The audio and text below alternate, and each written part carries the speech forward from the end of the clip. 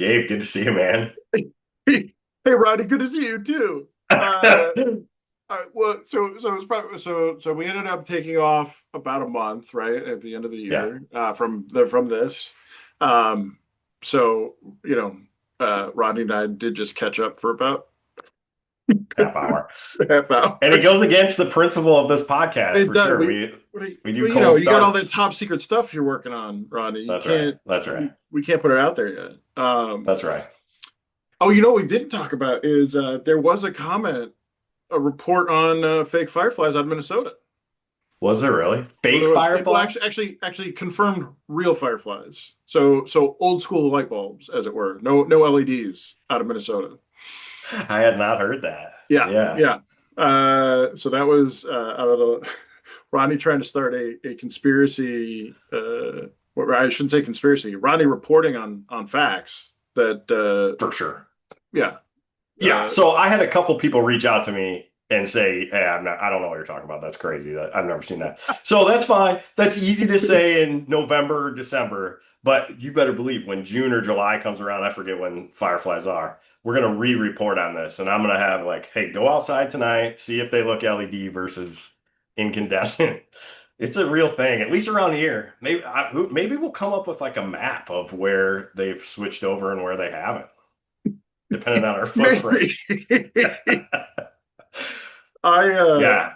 Yeah. Well, I think we were talking about weren't we just talking about like number of bugs in general or something? Is that how we got Number into of this? bugs. So, it's one of those things you don't pay attention until you hear it and then you pay Yeah. attention. So I've heard since then that that's a real thing, like It a is, very it's real totally thing. a real thing. Yeah. Yeah. Yeah. Well, I mean, and I'm sure we talked about it when we talked about it before, but like there's not a lot of fireflies, at least here, right? And I guess I live in a pretty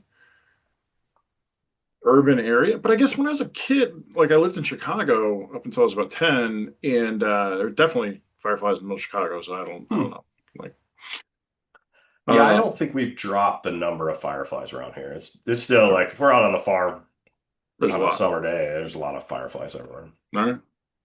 They're just a Um, little cooler temp because of that LED, you know? the more efficient. Yeah, exactly. I tell you, I felt some hot LEDs. Um, Oh, yeah. Yeah, that's a funny thing. It's the base that gets hot, right? the basics, yeah, Yeah. yeah. I in the greenhouse we use Mm. LED lights, and I remember the first time, like, oh yeah, there's water pumping up there to keep them cool, because Oh, obviously really? they're like super high powered LEDs. Yeah. Um, and I was like, wait, what? And Hmm. then, yeah, like they get hot enough that they got to run water through them to keep them cool. Um, yeah. uh, Yeah, it's LEDs. crazy. Just since I'm talking about one of the trippy things about the greenhouse, I've only been I go into the greenhouse. I don't know, probably once or twice a week because I'll go in and just grab a bag of lettuce, like if I'm working, and eat it.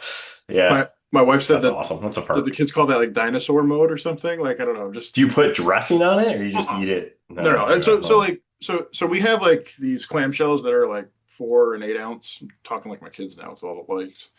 4 and 8 ounce clamshells. But then we also have bulk bags for like food service. Hmm. Um, so I'll grab a pound and a half bag and just eat it all morning, like potato Okay. chips. It's mostly Yeah. water at the end of the day. Yeah, Like right. so, Fiber. It's like yeah, fiber water water fiber. It's pretty good for me. Way better than eating a bag of chips. That's for sure. for sure. Right. Um, so I'll pop in there. But somebody walked me through the other day, and I hadn't really thought about it. But like when you look up, the lights are different colors. They're not just Hmm. straight up white, and so the plants only need certain colors of the spectrum. So a cool thing about Hmm. the LEDs is you can just be like, okay, this is all orange or whatever light Yeah. color they need. Hmm. This is a little trippy, but makes sense. Like why would you waste energy pumping out a spectrum you don't need? And it like legit, I never thought about that. It lowers the energy cost, I Yeah. assume, right? Yeah, I, right. I mean, either yes, because you're not. Or puts more red, like more of the thing that they need, right? More Yeah, efficient. yeah. I think more efficient is ultimately the best way to think about it.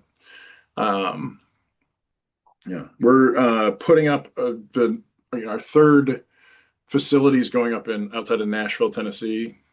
Nice. I don't. I may have been in Nashville as like a kid, but I certainly hadn't been as an adult. It was a like I didn't have any. I didn't have many thoughts about it. Memphis, it's got good parts and bad parts. Nashville Yeah. overall felt pretty good. Uh, I'd go back. I told my Nashville wife, I used to said, be yeah, it used to be well, my favorite place in the world. oh It's really? that and kind of still is. God, the vibe there is so good. It's a little overbuilt now. It's way too expensive. But we started going to Nashville like 10 or 12 years ago. Okay, 12 years ago. And man, back then there was nobody in those honky tonks. Like you kind of had the place yourself. It was killer bands. It was all like small bands, like acoustic type stuff. Beers were like 350, which seemed like a lot, but it was manageable. The last time we were there, we walked into Kid Rock's bar. There was the band playing on the stage was essentially like Poison in the heyday of the 80s, right? Like smoke going everywhere and all kinds of stuff.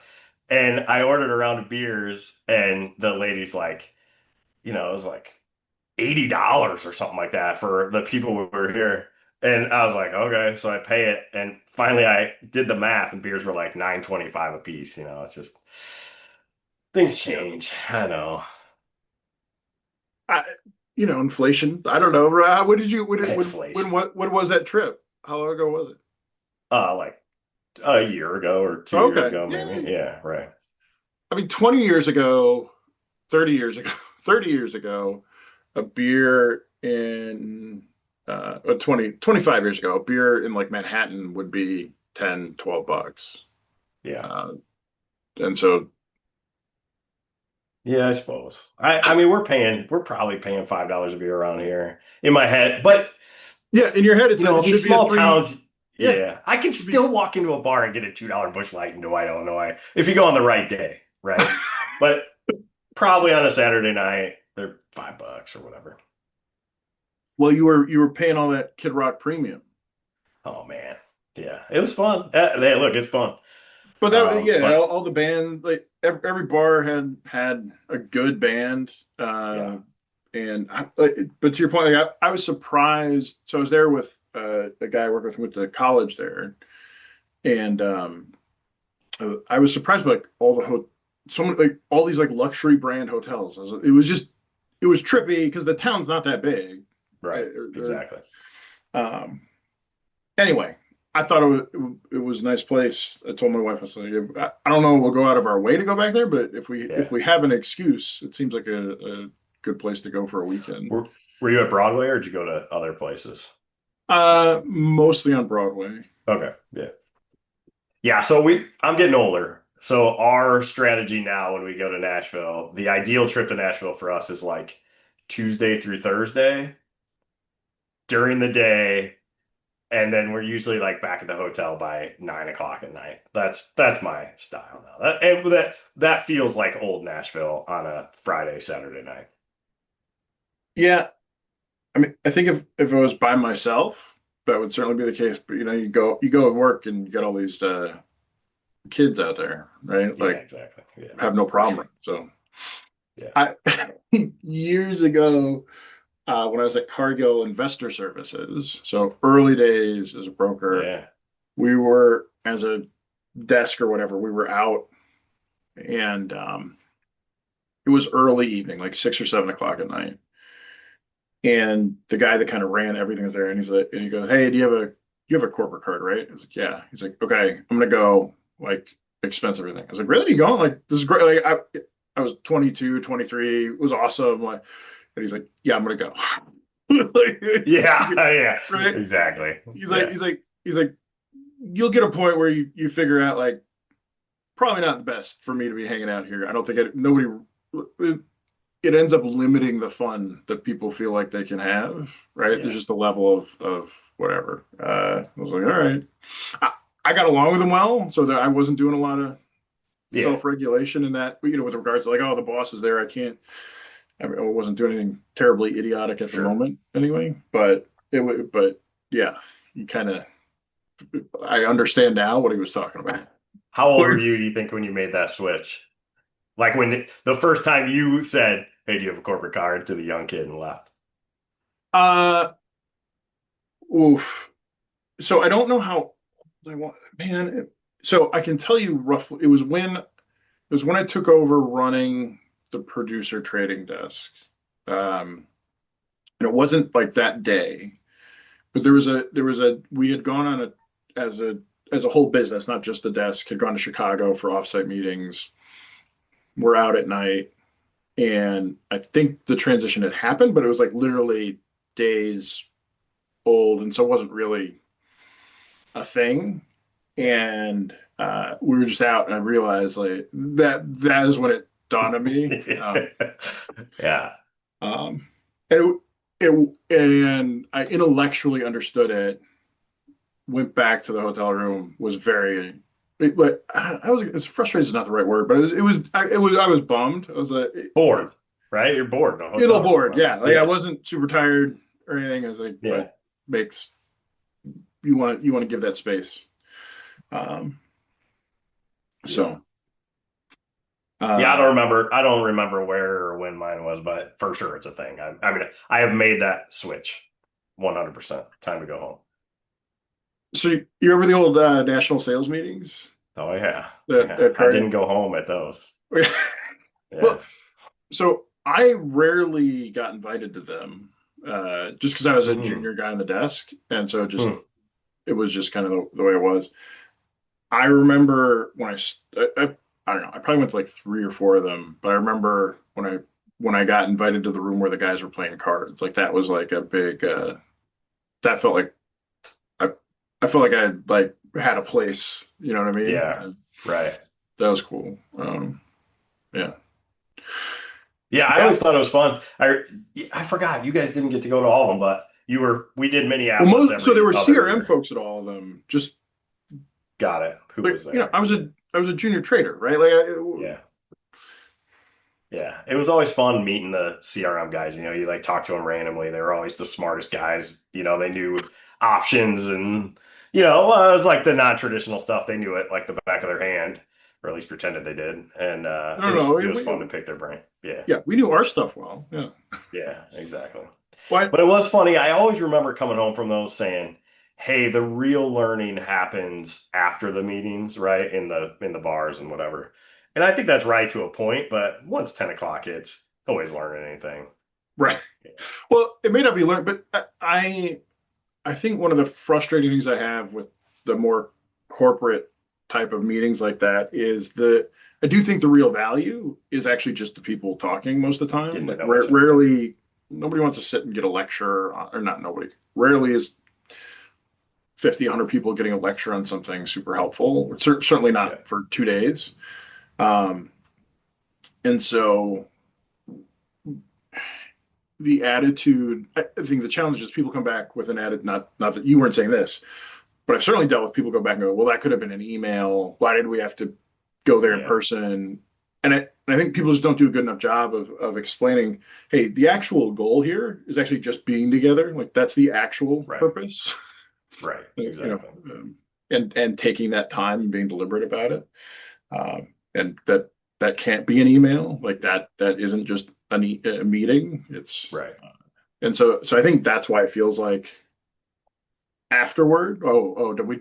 We're done with the pretend dance of uh, Exactly. making the reason why we're here. Um, so yeah, yeah. But Um, that Nashville trip was work, and it was one of those larger offsites. But I think they did a pretty good job of balancing um, lecture time versus interaction time. was there the guys that showed up late the next morning and were, you know, No, there was none of that. I no. wonder. No, there was. I don't think there. Actually, what's funny? I was probably the latest guy because I happened to be interviewing somebody to Hmm. work at our new facility, and so I was taking advantage of being in town to interview them in person. Got it. So I was probably the last one to show up that morning, Yeah. but not. Well, I'll tell you what, if you ever need, outside consultant to come in and take a look at your Nashville facility, I'm your guy for sure. I can work that out. I You know what? I will tell you what.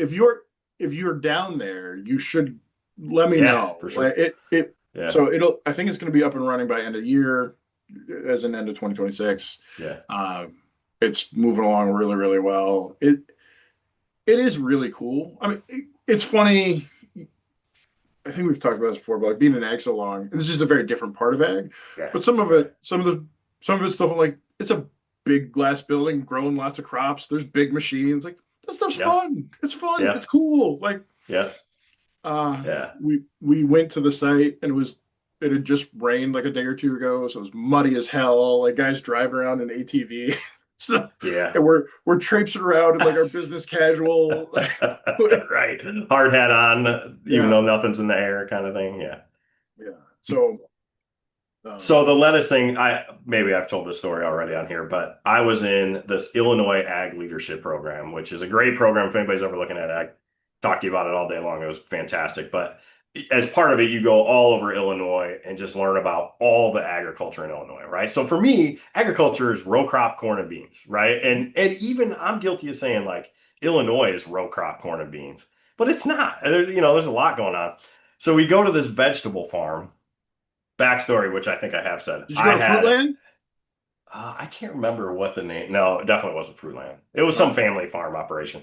But I had a hydroponic lettuce set up in my basement. Have we talked about that? I don't know if we So talked about on podcast, but yes, I'm aware that yeah, you had a hydro yeah. setup. Yeah. So and it was small time, and it was the most expensive lettuce I ever had. But this guy, so we show up to this produce farm, and it was like produce out on the farm, right? That's what it was. And they're the owner of the place is leading us through it and he's showing us everything. It was cool.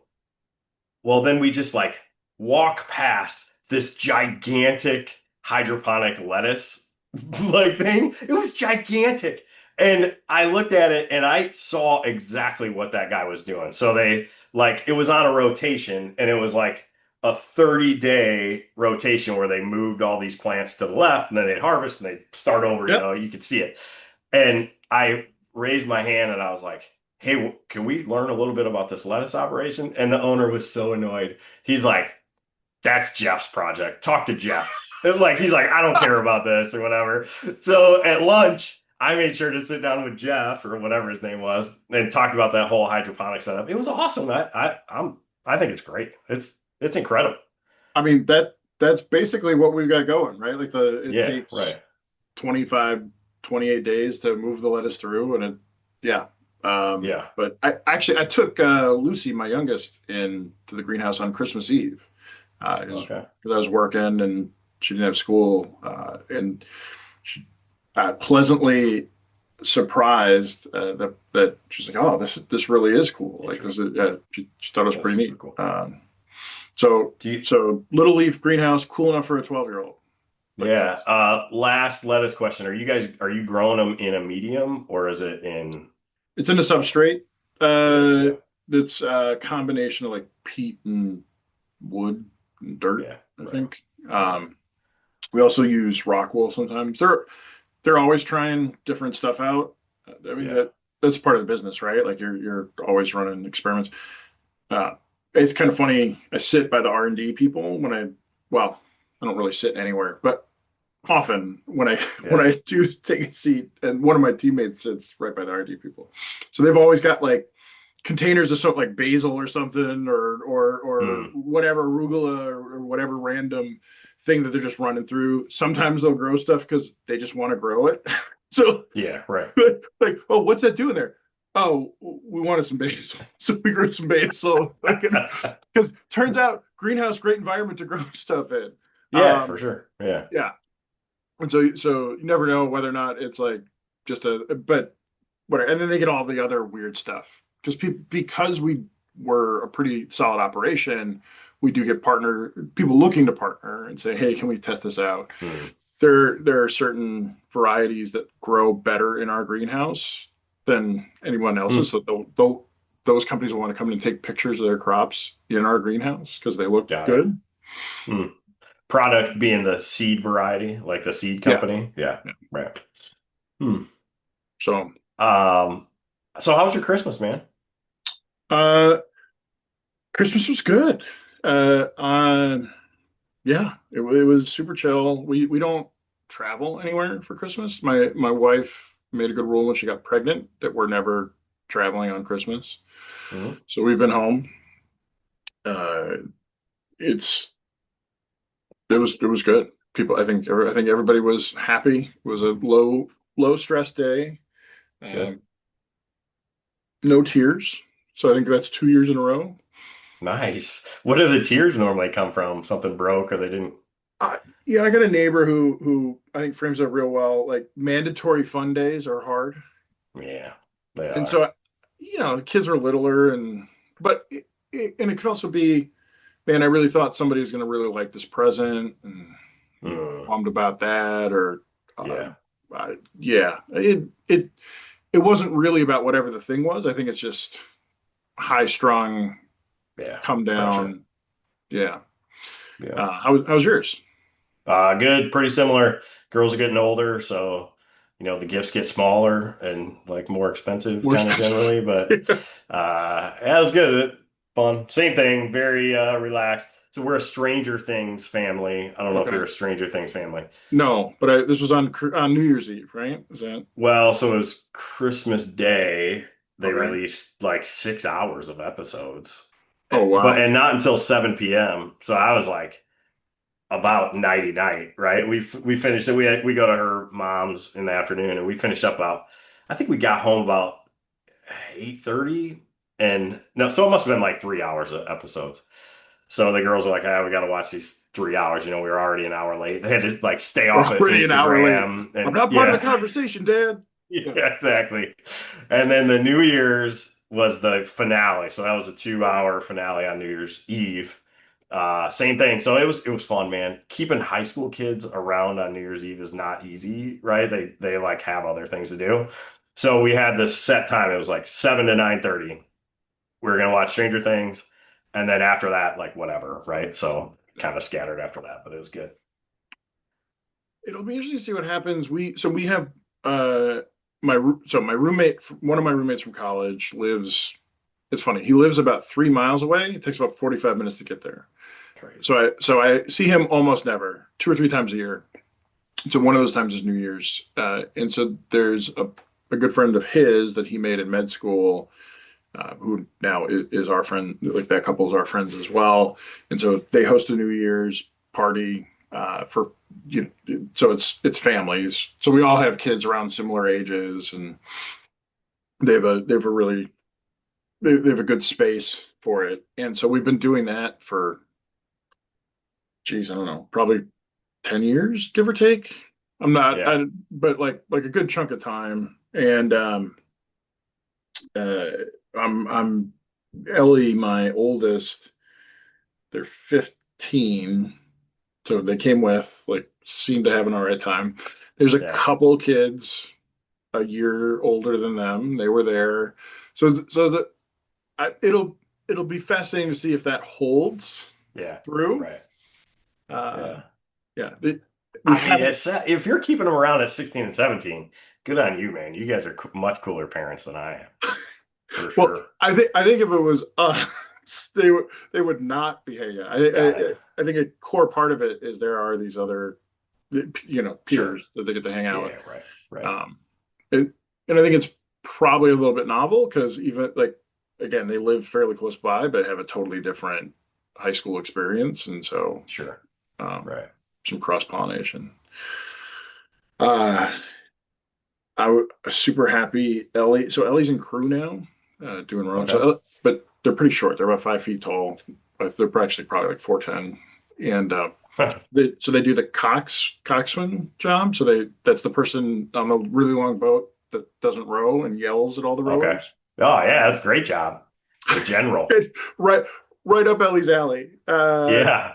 And but they I they've developed a really good work ethic around working out and practicing. So they take it really seriously and do all that, but they also work out really hard.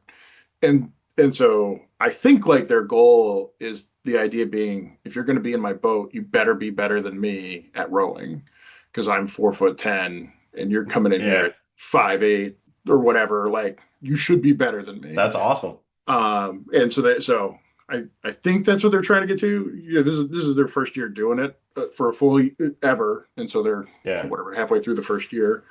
Um, but they've been working pretty hard. So there was some winter challenge or something where they get points for doing different workouts, running stadiums, stuff like that. And man, they busted their ass. And so they tied for first with somebody else. When they got to the very end, like the last day, they reached out to the person that was like, so it was like them and another person, and then everybody else was kind of like, wait, Oh my wait. God. And so they reached out and they're like, hey, how do you feel about like tying? Because it felt like it would be really shitty for either one of them if like, because you don't know what you got to log everything. Sure. It didn't feel like people were gaming things, but you could totally see somebody being like, okay, I whatever, I did this and I entered it in at 11:15 at night, so whatever. So they ended up agreeing to tie, and so but it was that was on the last day, right? So Oh like, wow. I I know part of them was hoping to like get far enough ahead that wasn't even a thing that needed to be Yeah, right, right. talked about, but that did not happen. But it seems like the other kid must have similarly felt some of that pressure. But so that was fun to see. It's also like a great way for them just to like, they were sitting around, and as opposed to just sitting around, oh, they're doing planks, they're doing Yeah. side crunch, they're doing whatever, like just Yeah. constantly. So I love it, man. It's good if you can get those kids to get that ethic like that around competition and working out. That's not everybody has that. Speaking of um, that, any New Year's resolutions out of Gabe this year? You a resolution guy? we don't. I don't do resolutions. No, I think at this point we've largely squeezed them out. I dislike the idea of an arbitrary day setting the thing. I Um, suspected that was going to be the answer. I did. I did hit. I did a 2 hour ride over the break and hit 45 miles in 2 hours on the Peloton. Jeez, That felt that's crazy, man. that felt pretty good. Because I had taken about 3 months off riding the bike and I've been building back up. So that that was that felt pretty good. Do you have any New Year's resolutions? No, I'm not a resolution guy either.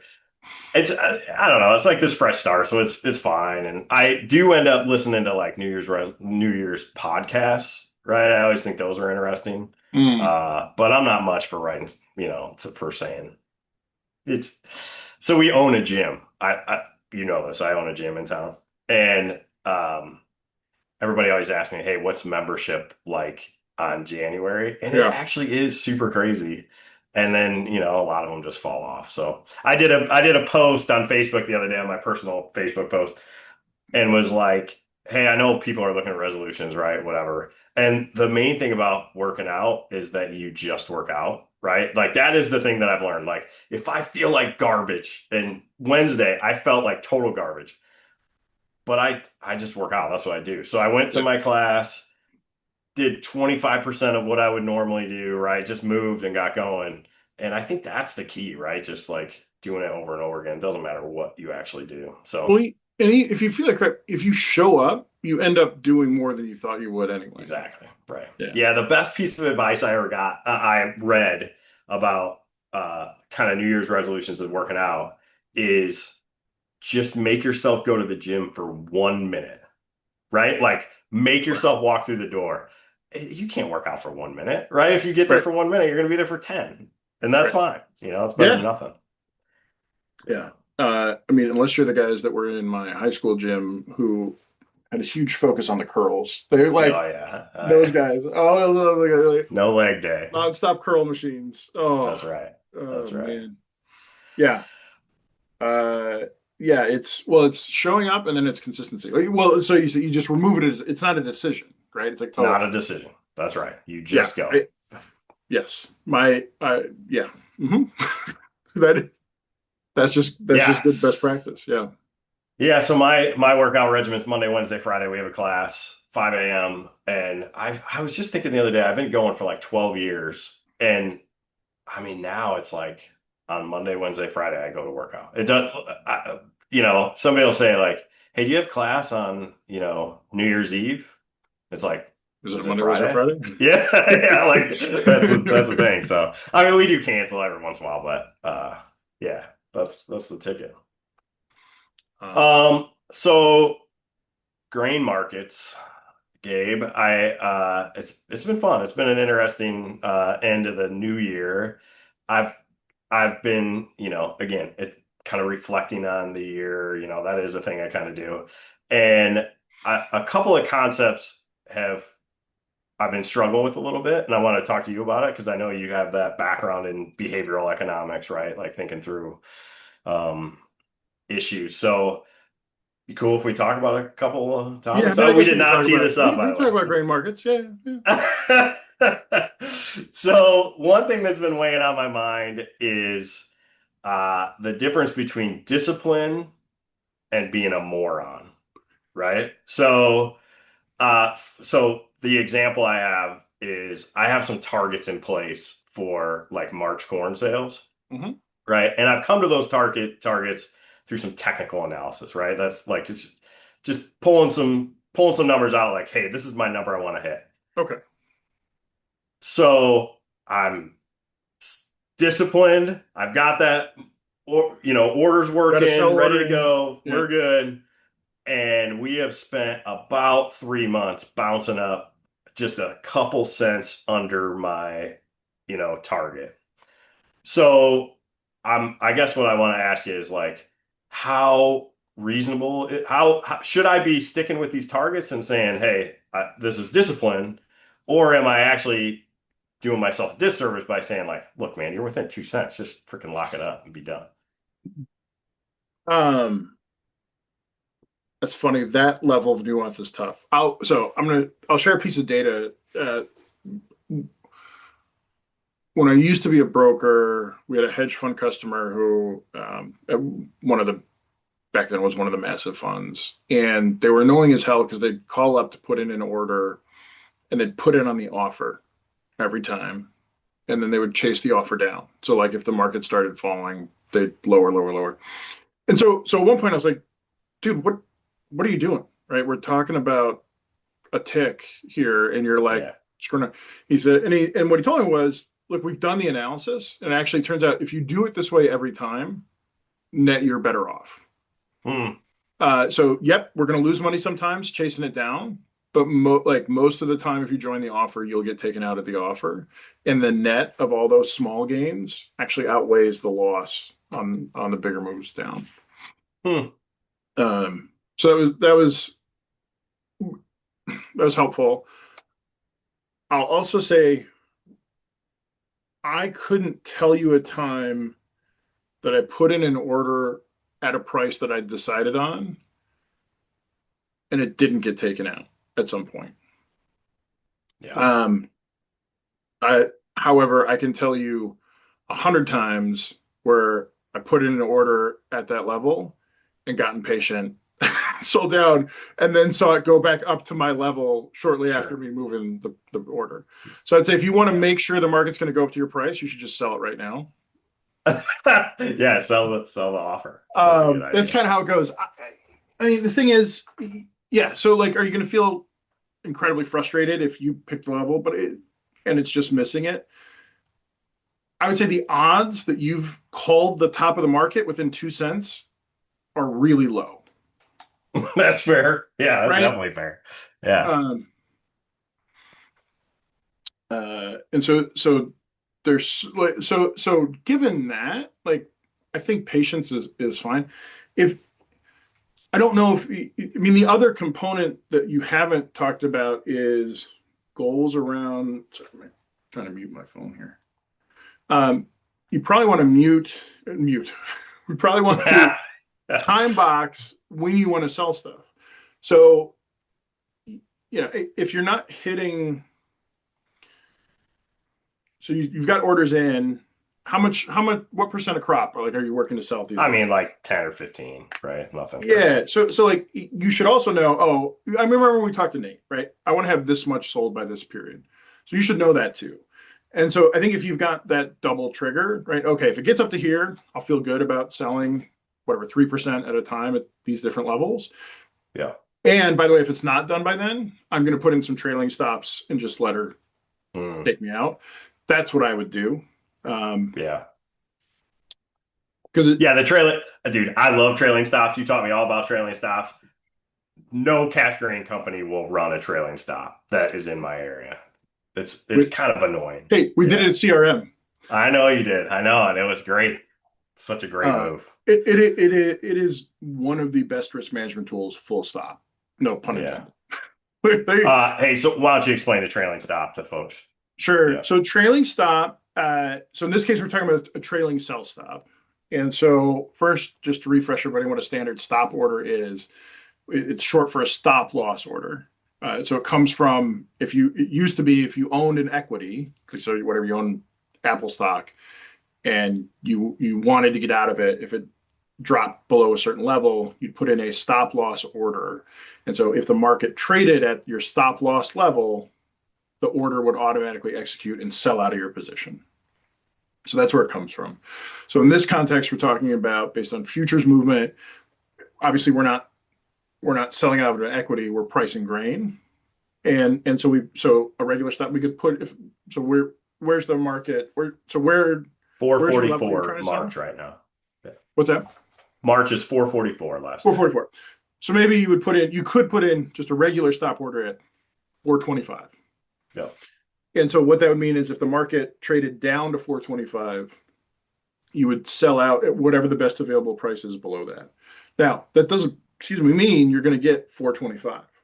Right. You're going to get the best available bit below that.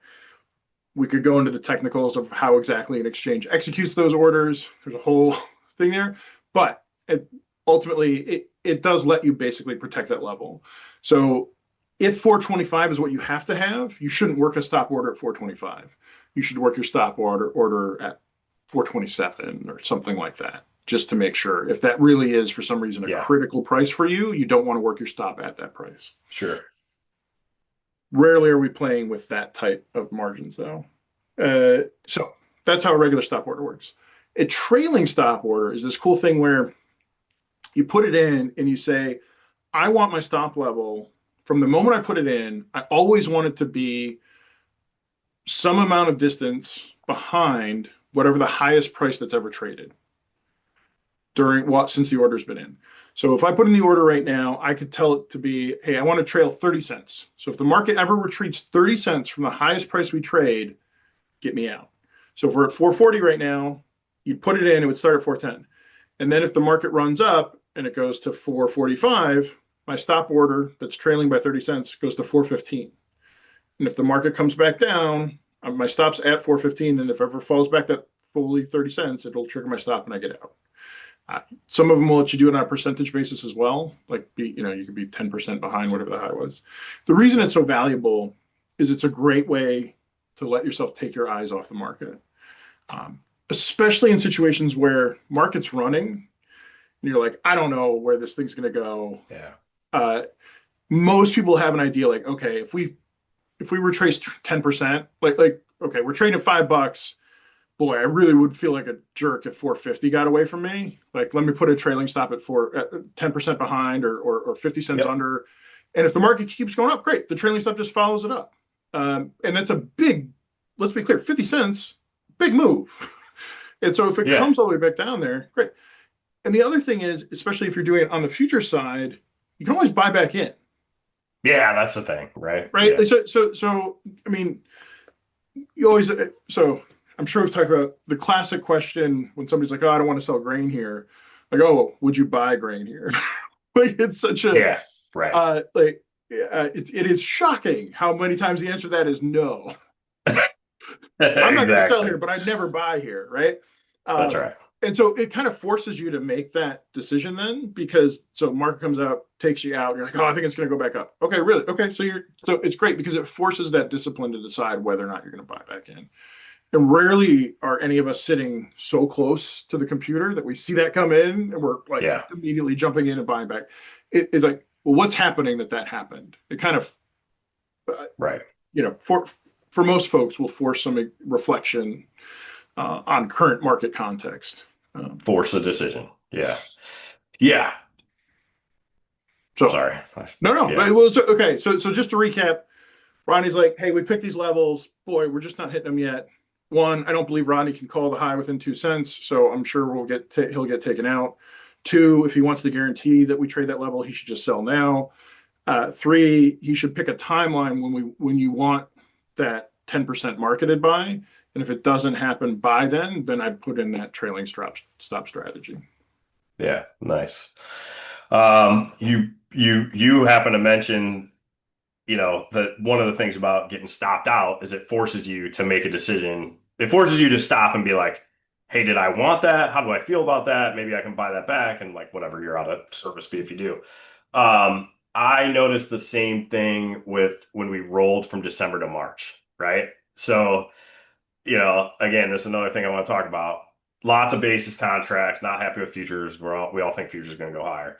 So we've got these basis contracts off December, and for months, it was like, oh yeah, basis, just leave it on basis. No, everybody's comfortable with basis. And then all of a sudden, you get to the last few days of December, and their merchandisers are calling them up saying, hey, you got to roll these or price them, right? You're like forced to make a decision.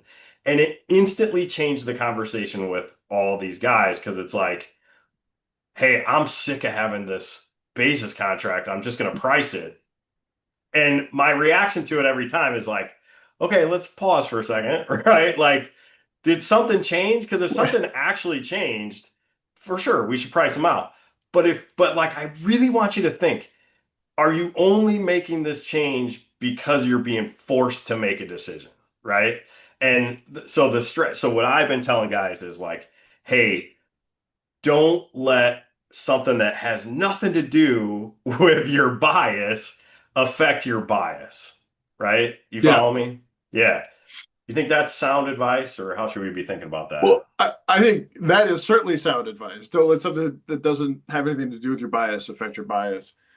I'm trying to like, is there legit anything that does change in that moment though? Like, so obviously they're getting asked the question kind of from a different perspective, Yes. right? So Yeah. they're kind of Right. being forced to think about it a little bit differently. The words that you used were I'm sick of having this basis contract. Yeah. What does that mean? It means a couple things. So one, I think it means I'm sick of having this thing hanging out there that I have to do something with, right? So that's like a thing. It's like a task at the very least. But honestly, I think the reality is what happens in this role is that basis goes from 10 under the Dece to 22 under the March, right? And they look at that 22 under and think, yeah, that's a wide basis or whatever. And I'd love to hear your thoughts on this too. I am of the camp that 22 under March is 10 under D's, and like it's the same number. It doesn't change anything, right? Is that true? Because a lot of people, I have that argument with people. Well, I mean, well, so it's a different number. You're saying on an NPV basis, is it the same number? I think is what you're Yeah, saying, yeah, right? So probably, right? Like, I mean, what we're talking about, 3 months of storage and interest. yes. So Yeah, interest is a calculation you have to, yeah, yeah. So yeah, I mean, it does seem like it's the same, and so I think so when you're going, I mean, how often? So if I've got if you and I are working together and I have a basis contract and I set it whatever in September, October or something, and we have was our plan to do basis just because we were waiting for futures to do something, or was our plan to assume that we're going to end up rolling it out? great question. So what I try to do is essentially look at the cash market in two different ways. Like, is basis good? Is futures good? Right? So I have futures targets, I have basis targets. If I reach my basis target, I just lock in basis. Again, it's like the fact that I'm locking in basis shouldn't make me lock in futures, Mm-hmm. right? Like they don't really have anything to do with each other. Right. So essentially, I am independently encouraging guys to make futures and basis decisions. Mm-hmm. Um, so if like just to really bring this home, basis has been really strong in my neck of the woods. So like no brainer, lock in basis, get it done. So we've locked in a ton of basis, and if futures reach a target, then okay, we price these basis contracts. But the reality is, if we only did part of the basis that we needed to do, right, and then futures hit my target, I'd be pricing the basis contract, and then anything over and above that, I'd be doing hedge derives or short futures positions, or whatever. I'm viewing them as independent. Ultimately, you have to marry them together, right? Okay. I, yeah. Sorry, I'm just trying to think about like it. I guess the other thing is they're getting asked a very different question. So I have a basis contract. Do you want to set futures today? Yeah, it's Right? it's almost like back to your, would you buy corn today, Would you buy? right? Yeah. Right. Yeah, And so I mean it while it definitely feels arbitrary, right? Being on the in your seat, it is because it's an arbitrary moment in time. But at the same time, it's like, okay, now I have to make the decision again. Is yeah, And making a decision is hard.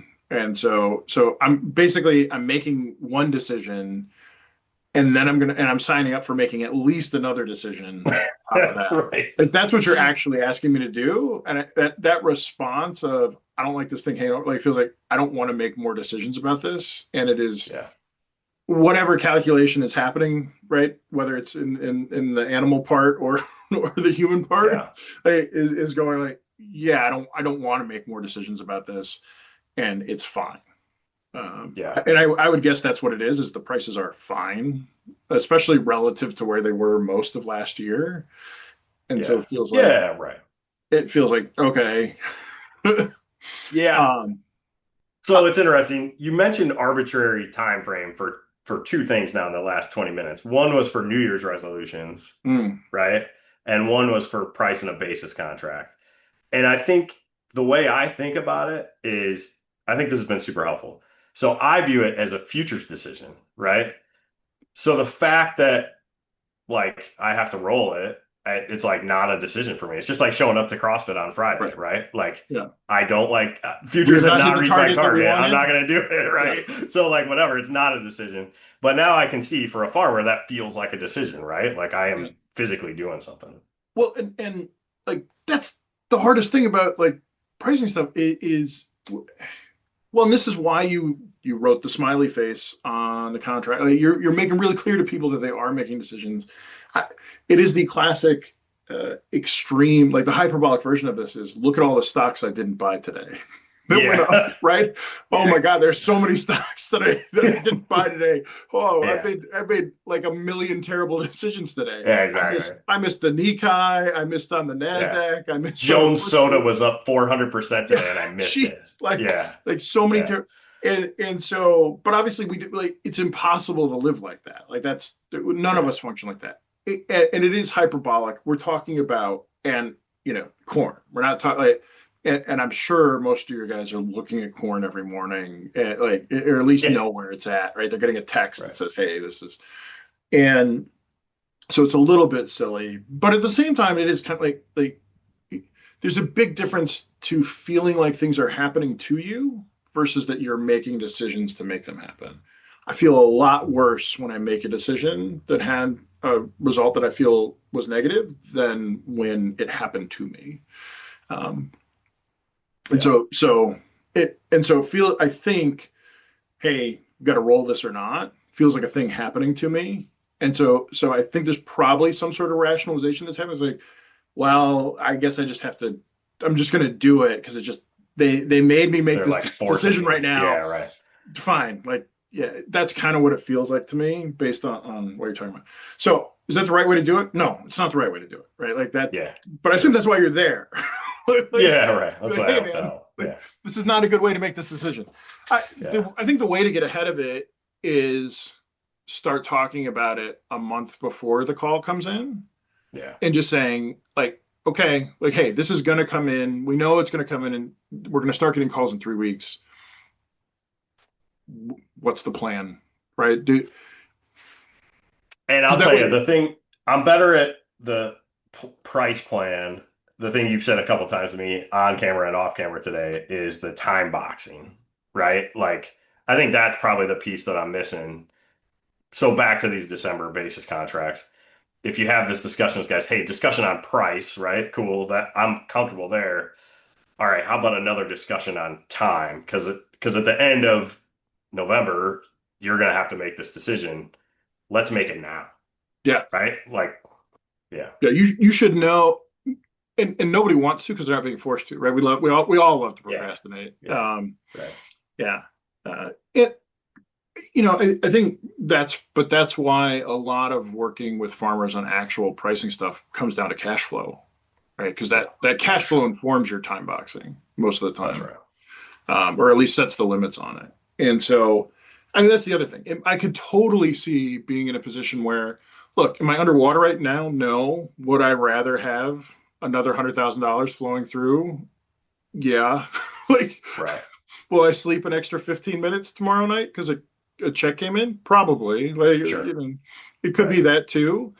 Um, I, which also has a ton of value, right? Like lowering stress levels incredibly. But For that's sure. why you want to pull making that decision out of the moment. Like the further back you can pull it, the less stressful the decision is, and then it's not even a conversation in the moment anymore. It's not you've removed it from being a decision because you already made it, and you made it in a way that you're extracting. You're limiting as much emotion as you can from it, and making it more of a calculation. Yeah. Um, Yeah, it's interesting. So that's it's funny. That's where I'm at in my head, right? I've made that decision. I know, like, yeah, we just roll it. It's getting that to the next level, right? Helping people understand that this decision is made, or we need to align on this decision, but it's done kind of ahead of time, right? yeah, Yeah. yeah. S- So, you mentioned earlier, before we were recording, by the way, that you could sum up grain marketing in like a one-page Oh, document. what Uh, would we hand people? yeah, well, so you would give whatever context you're willing to share around that.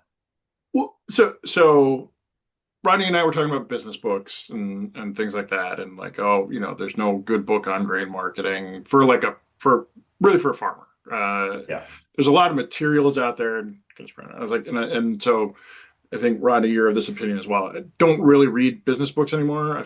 Most of yeah, them feel like they could be a pamphlet, or maybe a couple pages, and they've just fleshed it out because somebody told them to write a book. Um, and I said, there's like a version of us talking about this stuff, which really is a page, and it goes like this.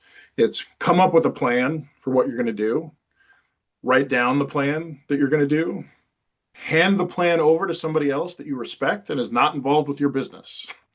I'll come back to that one. And then check in with that person regularly and you have to tell them what you've done or haven't done, more likely, and have a discussion about it. And like that's it. Like if you're doing those things, you're probably running a really healthy operation. People fall off all the way along, like anywhere along there, from coming up with the plan to start with to writing it down. A big one is telling it to somebody else that isn't part of your business. And years ago, when I used to go around um, doing the behavioral economics lectures as part of the Cargill Pro stuff, the pro pro pricing. pricing signups. Yeah, Um, like one of the key things that I tried to hit on, and like pro pricing is kind of a way to do it, but really it's finding somebody who isn't emotionally invested in your business. And the reason for that is if they are really emotionally invested in it, the same things that you struggle with, they're going to struggle with. So we might have like a partner, right, who's like super smart and everything else, but like if they're my partner, whether it's my spouse or like my business partner, like they're vested in the financial right. decisions here They a little also too hope corn's closely. going to go up, Right. right? Yeah. Yeah, We're right. all rooting for it. And what you need is that person that's going to tell you, like, hey, this is what you said you were going to do. Why aren't you doing it? And when you go, well, I think it's going to go up, they don't go, yeah, me too. Or Yeah, that sounds right. amazing. They go, they ask you the next three questions. Well, why do you think that? Like what's happened? Because we haven't gone up, Yeah. or whatever. Like that's the most common one, right? We don't sell, Yeah. presumably because we think it's going to go higher. So okay, let's talk about it. Yeah. Right. Uh, and so figuring out who that person is. So that's why, Rodney, that's why you got a job, right? Like Yeah. that's why the risk management business I was in at Cargill existed. Those are ways. So Rodney's a person you can lay that off to. Using tools like averaging tools or things that set floors are another way to effectively do that. Yeah. You kind of hand off that decision making, or not hand it off, but that's how you're executing against that. And then I guess the last part that we talked about is reviewing the whole thing, right, and figuring out how do you make a better plan next year. Yeah.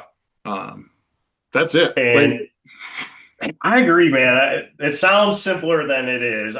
So one of the things we talked about was, for 20 years I've had guys telling me, oh, all the professionals like, oh, you got to have a marketing plan. You got to have a marketing plan. It's got to be written down.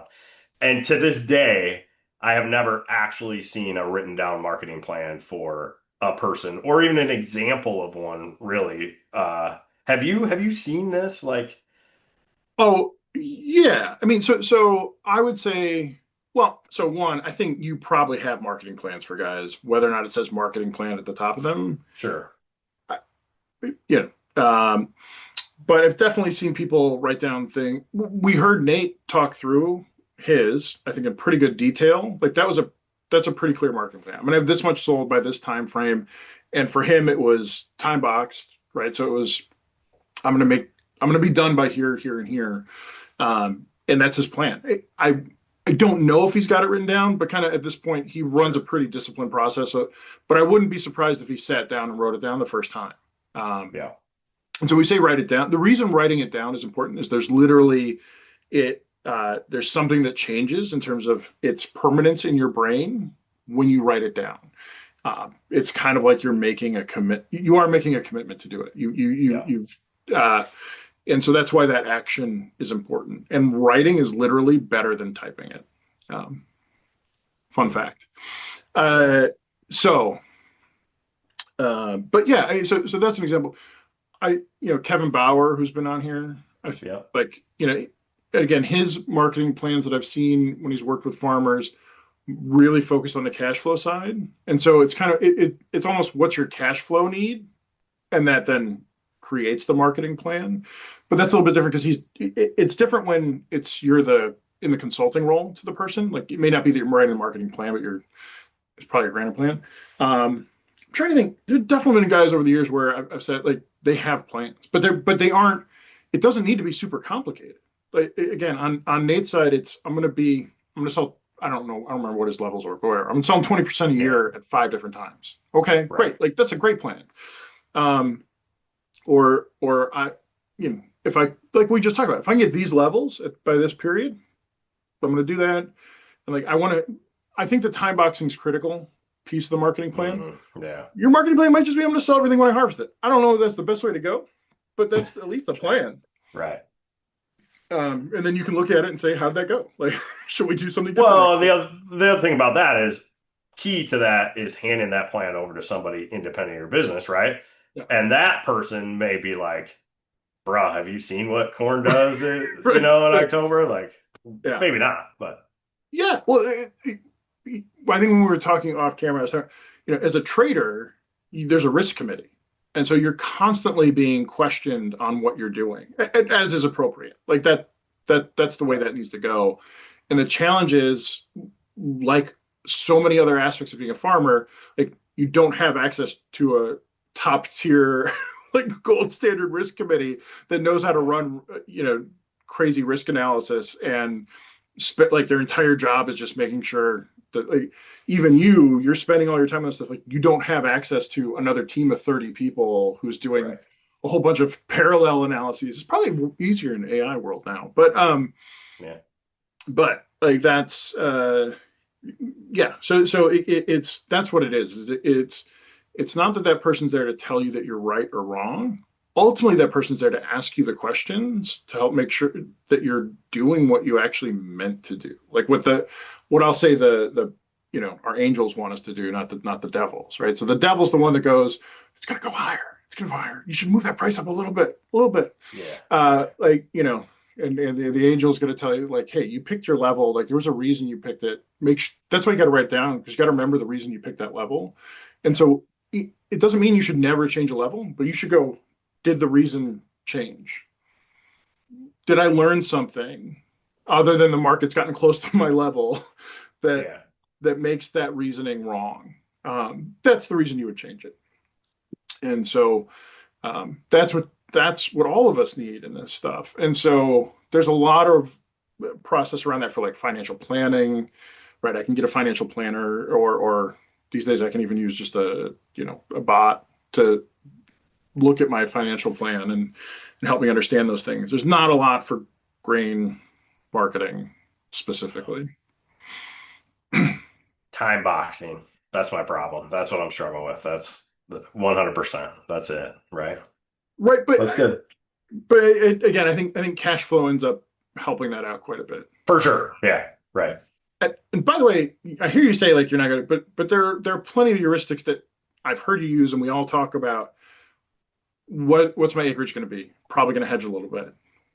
Did I buy my inputs? Probably going to price a little bit, right? Is Yeah. it in the ground? Going to price a little bit. Like we do have some natural appropriate criteria, even if cash flow is not the thing.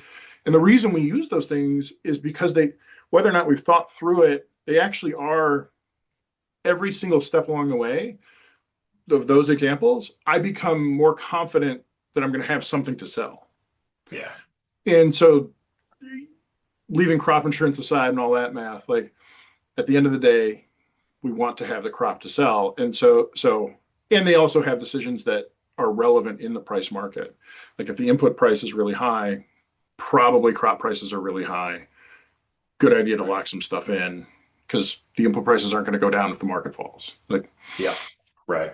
stuff like that. Right. So I do think there are some built-in ways if people are deliberate about it, right? And so whether it's cash flow needs, whether it's core farming decisions, um, those are the things we use. So you probably use more than you realize, like even though you're not calling it time boxing, but Yeah. being but that I think is what elevates people from closer to being professional from a trading perspective, is the more structure you can put around how you make those decisions. What are your outs? Like when do you have to be out? When do you have to be done? If you Yeah. don't know that, like you're very much in the amateur bucket. Yeah. Yeah. Super helpful. You mentioned the risk team or whatever, Risk risk committee, stand up, risk committee, risk yeah. committee. What's that like being a young trader holding on to a position that you got to defend? Well, so they don't let young traders hold on to position. Got it. Yeah. So I mean it's intimidating, right? So it is it's the best thing to have gone through. It's the best crucible to develop, I think, rigor around developing whatever your own calibration is for when something moves from having been a good idea to not anymore.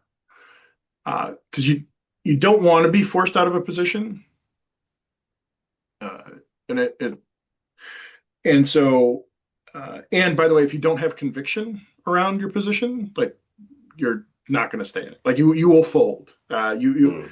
And, and like everybody knows, there's always reasons not to do a thing.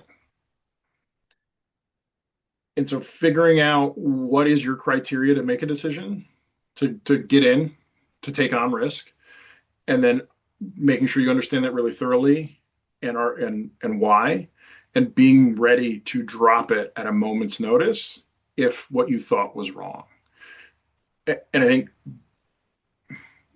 like that is the painful but massive lesson that you learn from being in that environment is you you you cannot hold on to something because you thought it was good. You cannot. The market will just beat the crap out of you. And so Hmm. that's that risk committee's job, right? Is to make sure you're being real about the risk you have on all the time. Hmm. And that, and that is the job as a trader, is that like you're allocating risk. And so you have the luxury of that's it. That's what you're thinking about all day. And even when I was a tier, I'm like, that wasn't the primary job, was creating tools and getting them over to customers. Right. And then actually the positions when I was there was about defense, right? It's because Right. we didn't go, we didn't say, oh, hey, Mr. Farmer, this is a great trade for you to put on because I really like the way the position looks. That never entered our discussion ever. It was, Yeah. what do people need right now? What are they worried about? Okay, here, let's come up with a tool that deals with that. Great. This works for you? Great. Here you go. Oh crap, how do we hedge? Now, like, how do like I? that was Yeah. Right. all right. We sold this thing. Let's figure out how to keep the money that we made on it. And so that was one of the great things. We talked about that. Can't remember if we did it on or off, but the whole helping farmers prosper thing. It was a real thing. It was a real cultural thing that was the driving force in how we looked at things. And so uh, it's just from a feeling okay with yourself perspective, like uh, it, it was a good place to be. Yeah. Um, and so anyway, yeah. So it was about defending positions, not risk seeking. It was risking in a little bit different way. And while the mechanics are the same, it is a little bit different. But you're still making decisions about how to hedge things, and that could totally be wrong because it wasn't back then. We traded some triple fancy widget thing. I couldn't go sell the triple fancy widget to somebody else. Like we were Right. what was called replicating it using the vanilla instruments available on the exchange, which yeah, we're just back in my day walking uphill both ways kind of thing. Oh man. Yeah. On a Far more limited giant today. spreadsheet, right? That Yeah, this my how goddamn the world has changed. yeah yeah uh, yeah my my default UI is a stack of dense numbers, right? Which is Yeah. terrible for ever. It's just terrible. But that is how I learned to look at the world. So Yeah, dude, that's the default UI for everything grain for whatever reason. I'm not sure that'll ever change. Like every time some piece of ag software comes to me and is looking for feedback, it's like more information on one page, right? Don't give me white space. I don't care about white space. Like I'm not a consumer. I'm I run a business. Yeah. yeah, right. Yeah. That like the dude, the thing that drives me nuts is any of these like softwares where I'm looking at grain contracts, when they show me a card, you know what I'm talking about? A card that represents a contract, Okay. it drives And you me just insane. Like it's like because it takes up my so much space for brain one grain wants, contract. yeah, it Yeah, takes yeah, up yeah. so much space and like why is dollars per bushel right below bushels and below contract number? Like put them on a column, right? So I can make sense of this stuff. Yeah, whatever. Yeah. I'm an Well, old dude. it's fine. We're building software at Little Leaf to help the pack house run operations, and so I had put together. So I'm ultimately the product guy there, right? That's Yep. one of the hats that I wear in my seat. And so working with our engineers, and I put up on the screen, I was like, what was basically a spreadsheet of what I think they want to see. But I also said, as by the way, if you give me something that looks like this, you will have failed in designing Yeah. the right thing for these guys. And they're not looking at 1,000 grain contracts. They're Right. it's a much smaller, but it is like but on the other hand, like I don't know how else to talk about this to you, like to Yeah, you engineers, exactly. right? This is Right. so. Please be better than me at this. But yeah, I agree with you. Like for lists of assets, yeah, good God, it's a spreadsheet. Like why are Yeah. we? Yeah. Yeah. Yeah. So Hey, joblessness reports came out. Is that right? I don't know. Just recently, I figured you'd be tracking that. I got I took I took from Christmas to New Year's Good for you. through early this week off, and I probably did the best job I've done at taking off. Awesome. Um, I'm pulling it up here now. It looks like it was a non-event. Um, Non-event. Yeah. basically in line with expectations. Um, Yeah. yeah, I like I said, if we can hold through this month, I think things are probably okay. Yeah. Um, I saw some reporting that, like on a macro level, they don't think economic expansion this year will keep up with inflation, but like you're looking like two and a half on the expansion side, and like two and a quarter, two and three quarter on the inflation side. It's not tragic, it's not great, but it's not oh shit. And Yeah. given the strength the markets held on to through here from on the equity side, like probably going to be okay. Yeah. Um, so Oh, anything else jumping out at you on the markets? Like it's been a I don't little think quiet, so. which is all right. Yeah, it's been quiet. Yeah. Big WASD report on Monday. So that'll be the final production numbers for corn and beans. Final. You got to put them in quotes every time. They'll So, revise it again in August. Yeah. yeah, exactly. I think, could be potential wild card, but I'll tell you, looking at the price of options here, Gabe, the market's saying this is a non-event. We Yeah, yeah it's nothing. we know Yeah. what's going on. There's a crop. Don't So worry about it. an at the money call option. My quoting thing is weird right now, but something like an at the money call option for a March option. So it has like 45 days to expiration. Hmm. Probably more like 35 days of expiration. Is trading at like uh 16 cents right now. You got to tell me what vol that is. That Uh so 27.96 is what it has for implied vol. 20. So I would say 27 is a Historical pretty high vol. vol So it's like for 14% historical. okay. Yeah. Yeah. All right. Yes, that is so.